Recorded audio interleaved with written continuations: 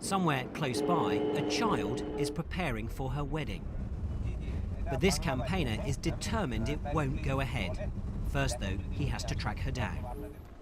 Finally, in a small village, we find her. She's called Jemmy. Would you tell her that we hear she's getting married?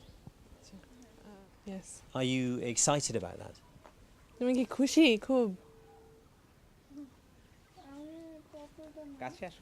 Not very much. Jemmy is just 13 years old. Her mother says the wedding will go ahead. We leave, but promise to return.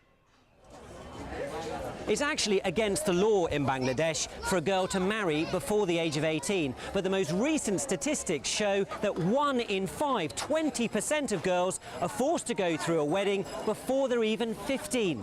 They often drop out of school, rarely get to do any paid work, and they run a much higher risk of domestic violence. It's the new kind of slavery. Can you imagine robbing a child of her childhood? That means she doesn't go to school. She becomes perpetually uneducated, and it also becomes a cycle. She becomes a bad mother. This is where child marriage can lead. A hospital in the capital, Dhaka. Funds are tight. Some patients sleep 2 to a bed. Girls who give birth young often suffer serious internal injuries or fistula, leaving them incontinent for life. It turns them into social pariahs. This is Poppy, just 12. She's had 1 baby already. What happened to your baby? It died in my tummy. They had to cut it out. Remember Jemmy? We returned to her village with a local charity and a government official. You should get your daughter married when she's 18. I didn't know this.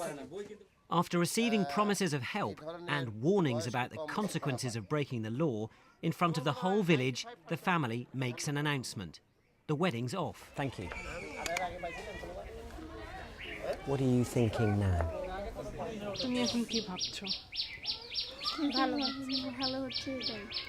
I think this is very good what's happening.